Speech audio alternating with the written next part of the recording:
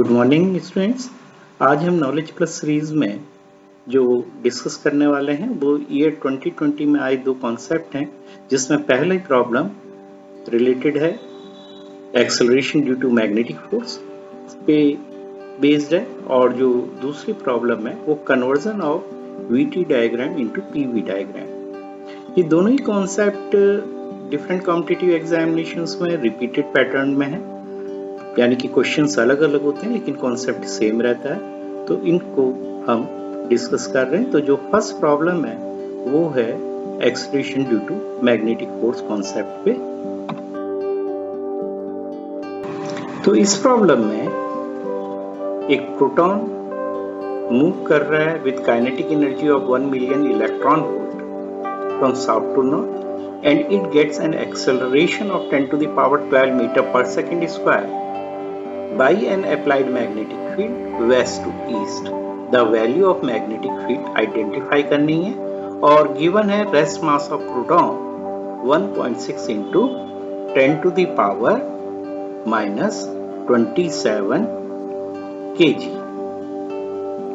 तो जैसा कि इसमें दिख रहा है कि प्रोटॉन दक्षिण से उत्तर को चल रहा है और उसकी जो एनर्जी है काइनेटिक एनर्जी, गतिज ऊर्जा, उससे हम निकाल लें उसकी स्पीड और उसकी डायरेक्शन दी है तो उससे वेलोसिटी वेक्टर भी निकल जाएगा हमारा।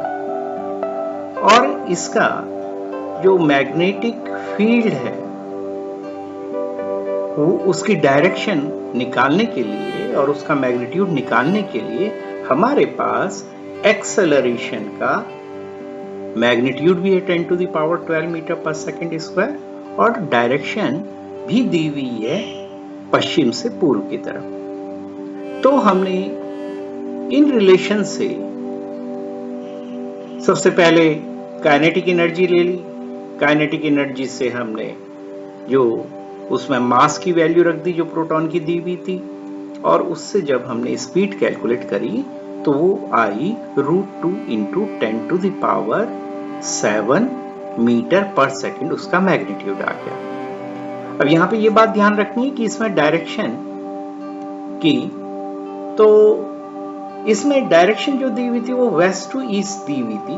तो जैसे कि यहाँ पे डायग्राम बनाया हुआ है तो उससे हम ये कर सकते हैं, हमने उसको अलॉट कर दिया आई यूनिट वेक्टर और मैग्नेटिक फोर्स की इक्वेशन अप्लाई करी, F = Q V cross V।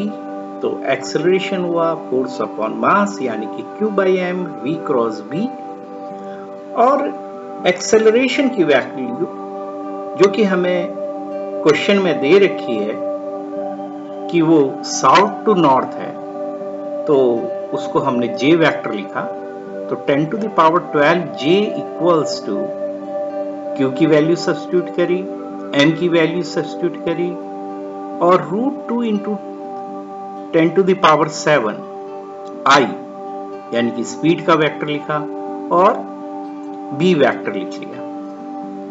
जब हमने ये वैल्यू सब्स्टिट्यूट करी तो वेक्टर B, अब वेक्टर्स में डिवीजन नहीं होता, तो वेक्टर्स में हमेशा हम ऐसी कैलकुलेशन में डायरेक्शन के लिए कंपैरिजन करते हैं। तो जैसे हमको मालूम है कि J वेक्टर और इधर की तरफ है I वेक्टर, तो अगर वेक्टर B माइनस के डायरेक्शन में होगा तो I क्रॉस माइनस के क्या प्रोड्यूस करेगा, प्लस J। तो इसलिए वेक्टर B की डायरेक्शन हमने माइनस के रख दी और उसका जो मैग्नीट्यूड निकल के आया 0.707 10 to the power -3, तो उससे हमने B का मैग्नीट्यूड सॉल्व कर लिया 0.71 मिली टेस्ला। तो यहाँ पे ध्यान देने वाली बात क्या है कि वेक्टर्स में अगर कभी ऐसे डिवीजन टाइप रिलेशन बन रहा है तो वहां पर डिवीजन नहीं करते बल्कि कंपैरिजन करते हैं दोनों साइड का, और उससे डायरेक्शन डिसाइड होती है। ये बात इंपॉर्टेंट भी है और ध्यान रखने वाला कॉन्सेप्ट है। अब हम आ जाते हैं अपने प्रॉब्लम सेकंड पे।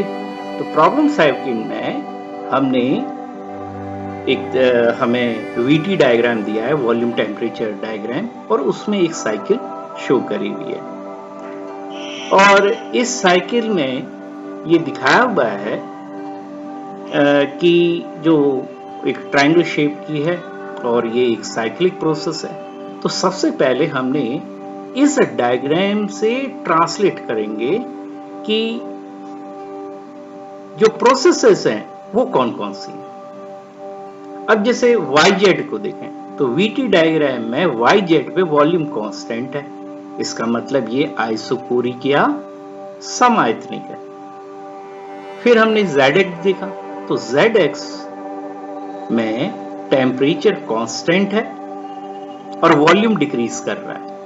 टेम्परेचर कांस्टेंट है और वॉल्यूम डिक्रीज कर रहा है। तो यहाँ पे ये बात ध्यान रखेंगे कि टेम्परेचर कम भी है यहाँ पे, क्योंकि T एक्सिस पे उसका मैग्नीट्यूड कम दिखाया गया है।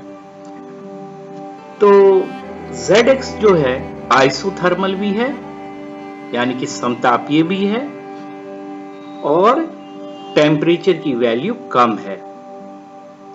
दूसरा हमको मालूम है PV = nRT और XY प्रोसेस में जो स्लोप है, ढाल जो है VT, वो कांस्टेंट है। स्ट्रेट लाइन किसको बोलते हैं? जिसका स्लोप कांस्टेंट होता है। तो इसका मतलब ये हुआ कि NRP भी कांस्टेंट है, तो NR कांस्टेंट तो P भी कांस्टेंट होना चाहिए, यानी कि ये एक आइसोबारिक प्रोसेस है, समदाबीय है, क्योंकि यहाँ पर ढाल जो है या स्लोप जो है वो कांस्टेंट है।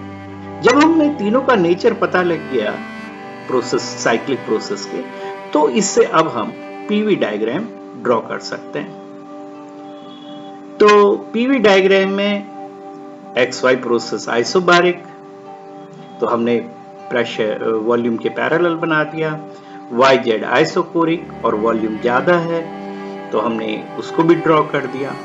अब पॉइंट है XZ पॉइंट को हम जब ज्वाइन करेंगे तो यहाँ पे ये भी है कि टेम्परेचर लो है, तो आइसोथर्मल प्रोसेस में जितना टेम्परेचर कम होता है वो उतना ओरिजिन के पास होती है।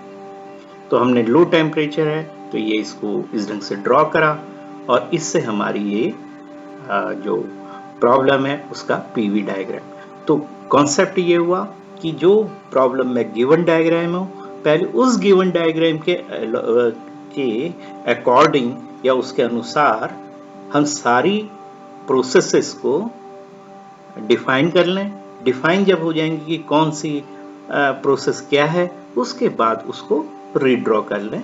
तो इस तरह से ये प्रॉब्लम आसानी से सॉल्व हो जाती है। अगर आपको ये वीडियो पसंद आई हो तो लाइक करें, शेयर करें, सब्सक्राइब करें। Thank you and best wishes for coming examination. शुभकामनाओं से धन्यवाद।